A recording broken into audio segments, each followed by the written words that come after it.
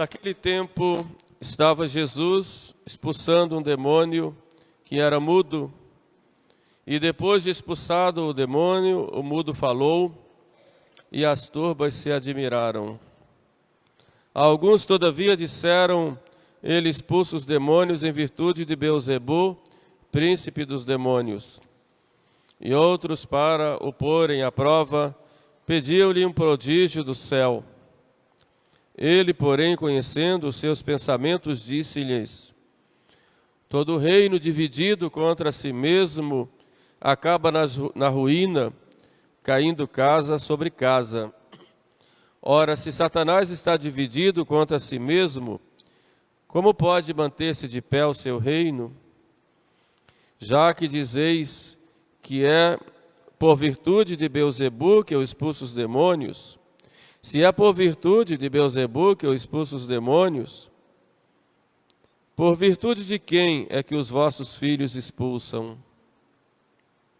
Por isso eles serão vossos juízes. Ora, se é por virtude de Deus que eu expulso os demônios, certamente chegou para vós o reino de Deus. Quando um valente e bem armado guarda a entrada da sua casa, estão em segurança os bens que possui. Mas, se vier outro mais forte do que ele o vencer, tira-lhe todas as armas em que confiava e reparte os seus despojos. Quem não está comigo está contra mim, e quem não recolhe comigo desperdiça.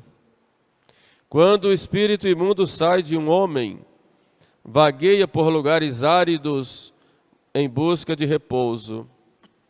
Não o encontrando, diz, voltarei para a minha casa de onde saí. E quando vem, a encontra varrida e ornada, e então vai buscar outros 7 espíritos piores do que ele, e entrando ali se instalam. E o último estado daquele homem torna-se pior do que o primeiro. Ora, aconteceu que enquanto ele dizia isto, uma mulher levantando a voz do meio da multidão, disse-lhe, bem-aventurado o ventre que te trouxe e os peitos que te amamentaram. Ele, porém, disse, antes bem-aventurados os que ouvem a palavra de Deus e a põem em prática. Que pelas palavras do Santo Evangelho sejam perdoados os nossos pecados.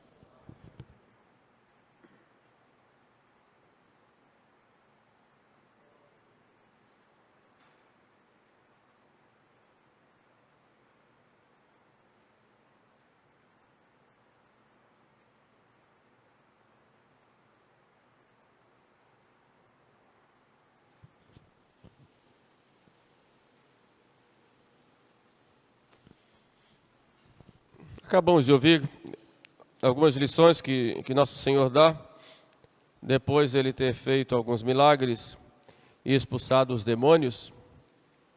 Alguns fariseus diziam que Jesus expulsava os demônios pela força de Beelzebu, príncipe dos demônios. Era uma afronta a Nosso Senhor.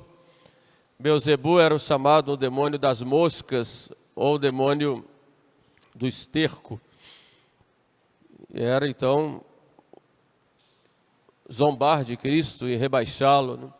Como eles não podiam negar o milagre que era visível, tanto os milagres quanto a expulsão dos demônios, vieram com essa história de que Jesus era aliado de Satanás para expulsar os demônios. E Jesus, então, responde, falando do seu reino, fala também da ação do demônio no mundo e fala das condições para nós participarmos do seu reino.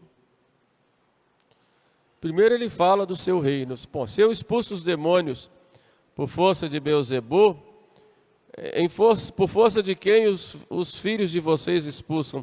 Porque havia exorcistas também em Israel. Mas se eu expulso os demônios pelo dedo de Deus, é porque já chegou para vós o reino de Deus. Quando fala o dedo de Deus, Jesus quer se referir ao Espírito Santo, que é chamado o digitus paterne dextere, o dedo da direita do Pai. Então o Pai manda o Filho se faz homem, vem ao mundo e age no Espírito Santo. Na realidade, a obra da salvação é uma obra da Trindade. É Deus que, no seu amor, quer salvar a humanidade. Mas Cristo diz, se é pelo dedo de Deus que eu expulso os demônios, é porque já chegou para vós o reino de Deus. Cristo fala muitas vezes do reino, prega o reino, já desde o início. Ele percorria as cidades e vilas de Israel, dizendo, fazei penitência, porque já chegou para vós o reino de Deus. Fala do reino de Deus através de parábolas, explica como será esse reino, né? Mas em que consiste esse reino? E ele então aí nessa frase, chegou para vós o reino de Deus, porque eu expulso os demônios pelo dedo de Deus. Então o reino de Deus consiste na vitória de Jesus Cristo sobre o mal, na vitória dele sobre o pecado. E tendo vitória sobre o pecado, quer dizer, sobre essa ação humana que desobedece e foge ao plano dele com relação a nós. Porque o pecado é exatamente isso, né? É o quebrar esta comunhão com Deus. Não é apenas uma desobediência, mas o pecado é uma revolta do homem para com Deus, em que o homem termina se convertendo a si mesmo, ao seu próprio projeto de vida. Então ele deixa Deus e diz, eu vou fazer do meu jeito, em tudo. Então, em toda a história humana, nós vamos vendo isso, desde o pecado de Adão, até quando o homem faz religiões, faz rituais, longe do Criador, do plano de Deus, na verdade ele faz uma religião a seu gosto, segundo o seu modo de pensar. Ele se torna, pois, o próprio Deus. E ele faz tudo isso inspirado pelo demônio. Então, em cada pecado há essa inspiração diabólica que leva o homem a pecar, mas o homem é quem decide. Quer dizer, na verdade, o reino de Deus vai consistir exatamente nessa vitória de Cristo sobre o demônio, sobre o pecado e sobre todo o mal. E essa vitória veio com a sua morte na cruz, que ele vence o pecado, o demônio e vence a morte com a sua ressurreição. Ora, toda a pregação evangélica é exatamente a pregação ao arrependimento, à mudança de vida, ao deixar o pecado e deixar aquelas ocasiões de pecado, a ter a partir de agora um compromisso sério e sincero com Jesus Cristo, deixando todas aquelas amarras, abandonando mesmo, e tendo aí uma vida nova, uma vida em Cristo. Mas é muito importante a gente ver como hoje já se perdeu o sentido do pecado. Pio XII já falava sobre isso, que as consciências estavam anestesiadas. João Paulo II falava, São João Paulo II, a respeito das estruturas de pecado que há no mundo. Bento XVI já vai nos dizer que hoje há uma espécie de ditadura do relativismo. O fato é que no mundo já se perdeu essa consciência de pecado. Todo mundo faz, é tudo normal. Então, nos diversos ambientes, perdeu-se a noção do pecado porque já se perdeu o próprio sentido de Deus. Quem é Deus? O que é que se pensa de Deus? Deus é coisa do passado? Deus é coisa para as pessoas do interior? Quem é Deus? Deus é coisa da nossa cabeça? Quer dizer, em todos esses sentidos, as pessoas terminam ou negando a Deus, ou vivendo como se Deus não existisse, como se ele não tivesse nenhum plano para nós e nenhuma interferência no mundo. Esta ideia errada de Deus faz com que os homens terminem se tornando relativistas. Tanto faz, eu posso fazer o que eu quiser, eu quero ter uma liberdade absoluta. Muitas vezes sou condicionado pelo próprio ambiente em que eu vivo e termino ficando indiferente à questão do pecado. E esse é um grande mal, porque o homem termina se afastando de Deus, como se Deus fosse alguém distante e que não fizesse parte da nossa vida. Ou no máximo, eu vou a Ele só para pedir favores. Dou alguma coisa em troca e estamos quites, Senhor. Quer dizer, essa ideia errada de Deus faz com que haja essa indiferença diante do bem ou do mal, diante da virtude, diante do pecado, diante da vida e até diante da morte.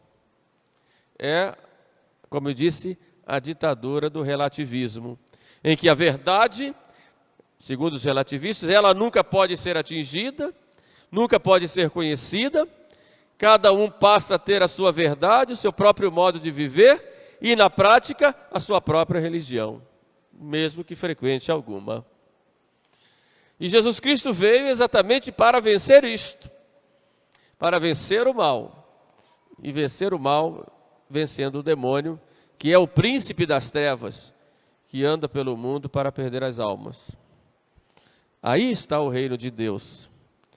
E quando eu entro no reino de Deus, eu passo a fazer parte desse reino de Deus, passo a fazer parte desse povo de Deus, eu tenho que começar um caminho de seguir os passos de Jesus, para que eu possa, no dia a dia, ao lado dele, imitando Jesus, vivendo como ele, eu possa ir em direção ao Pai. Assim eu faço parte do seu reino.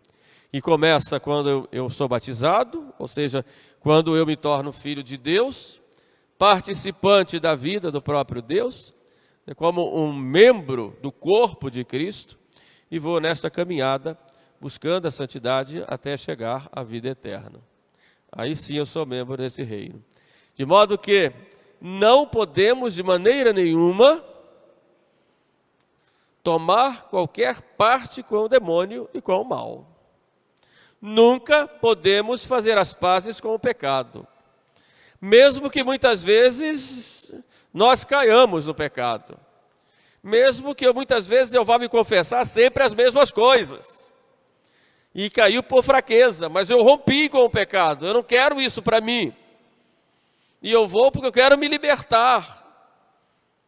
Então eu não fiz as pazes com o mal, porque eu sou membro desse reino, esse reino que Jesus veio trazer.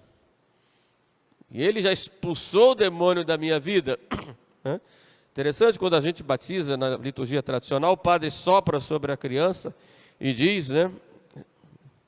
Sai dele, imundo espírito imundo, e dá lugar ao Espírito Santo. Então eu sou morada do Espírito Santo, não sou morada do diabo. Eu tenho esse compromisso com o Espírito Santo na minha vida. E devo viver esse compromisso no dia a dia.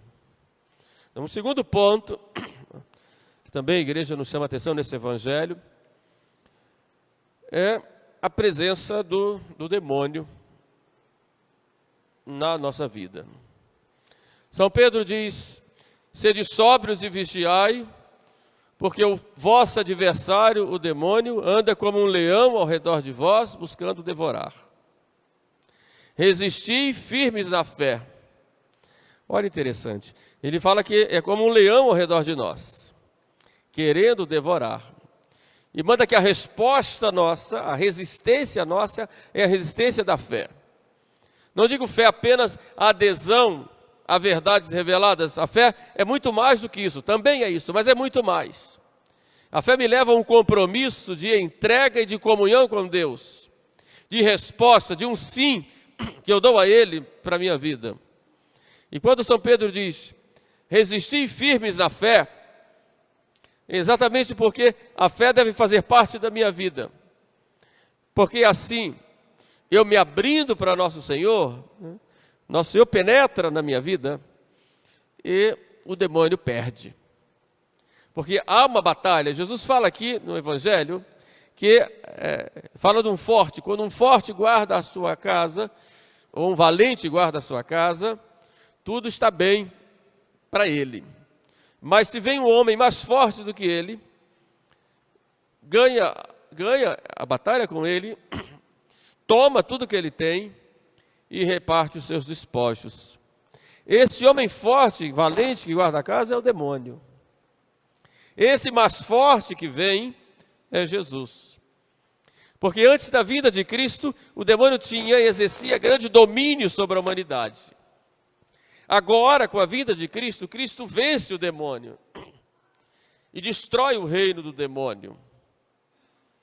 Acaba com ele. Agora é o reino de Cristo no mundo. E nós vamos vendo da história da humanidade, depois de Cristo, a humanidade vai se libertando, de ponto de vista local e pessoal, do demônio que já foi vencido.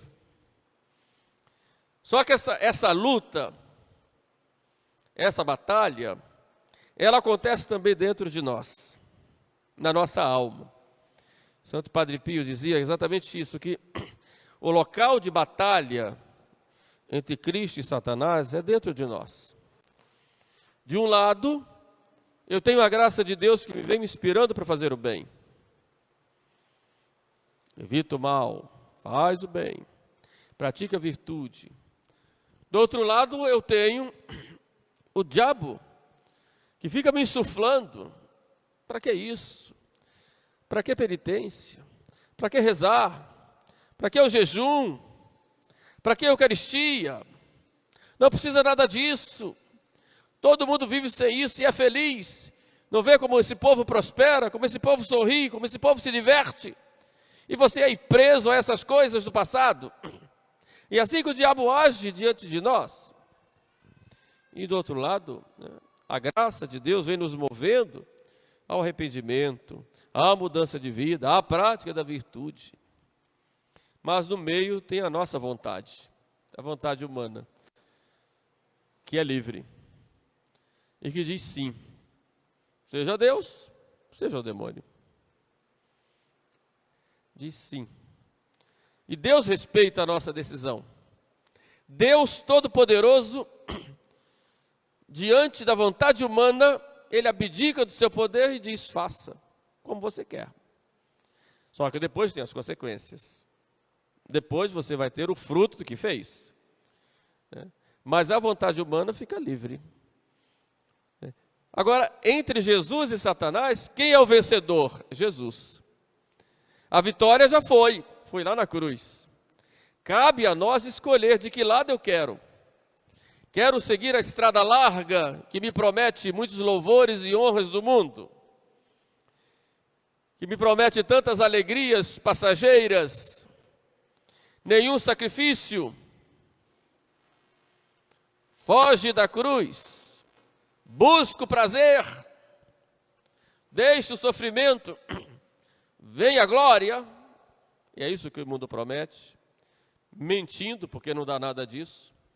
Ou prefere o caminho da cruz, o caminho do sacrifício, o caminho estreito, de espinhos. Agora, sabendo de uma coisa, que Jesus já venceu, aí não está a escolher o lado que vai vencer, porque a vitória já veio de Jesus. Eu vou só escolher de ficar do lado do que venceu ou ficar do lado do que perdeu. Eis a questão. Mas essa batalha continua. E Jesus fala dela, Ele toma conta. Agora, é claro, se eu deixo Jesus entrar, Ele entra. E como é que eu vou me abrir a Jesus? O Padre Pio dizia, eu tenho que dar acesso a Jesus, para que Ele me dê as armas para que eu vença com Ele essa batalha. Dar acesso a Jesus pela oração. Tenho rezado? Como é que eu vou vencer o inimigo sem oração? Impossível. E tenho feito oração humilde e confiante.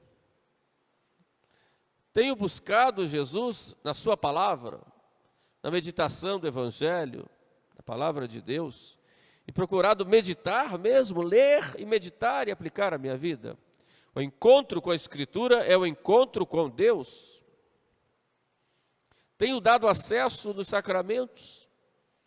Quando caio, peço perdão, tenho ido ao sacramento da penitência ou confissão para me reconciliar.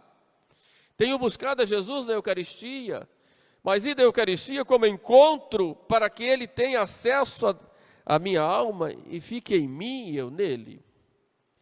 Quer dizer, com esses meios e fugindo daquelas ocasiões que me levam a cair, eu vou estar do lado do vitorioso. E a batalha vai ser ganha, porque estarei com Ele. Agora, se eu quero me perder e quero deixar tudo correr como o mundo me propõe, vou lá. Só que essa felicidade é aparente. É felicidade aparente. Dura pouco, muito pouco. Nós tivemos lá no Rio esse ano 50 dias de carnaval. Milhares de pessoas nas ruas.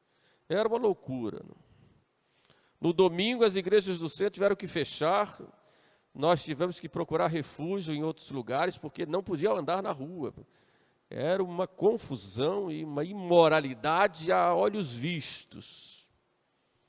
Pleno dia. Tal artista conseguiu 1 milhão de pessoas. Só que a felicidade é aparente. Vai no Rio agora, não tem nem um mês. Está proibido fazer qualquer aglomeração. Agora, antes a polícia protegia a aglomeração. Agora, se fizer, vai lá separar. Todo mundo tem que ir para casa. É a promessa do mundo. É tudo falso. Tudo falso. Então, de que lado nós queremos ficar? Então, vamos colocar nossa confiança nessas coisas passageiras? Contra Deus? Vamos pensar bem nisso, para que Deus passe a ter acesso à nossa vida e possa governar nossas ações. Isso é que é importante. No Evangelho de hoje, ainda, e é uma terceira reflexão, Jesus Cristo, ele fala uma frase que é muito significativa. Né? Quem não está comigo, está contra mim. E quem não recolhe comigo, espalha, desperdiça. É muito sério isso. Porque ele diz, não tem opção. Se não ficar comigo, é contra mim. Não adianta você querer ajeitar as coisas para ser politicamente correto. Ou você é com Cristo, ou sem Cristo. Seja o teu falar, se ensina ou não. O que vai fora disso, que sai disso, vai do maligno, ele diz isso. Eu sou o caminho, a verdade e a vida. Ninguém vai ao Pai, senão por mim. Então o homem foi criado para Deus. Este é o verdadeiro sentido da nossa existência. Porque todos nós temos um sentido na vida. Né?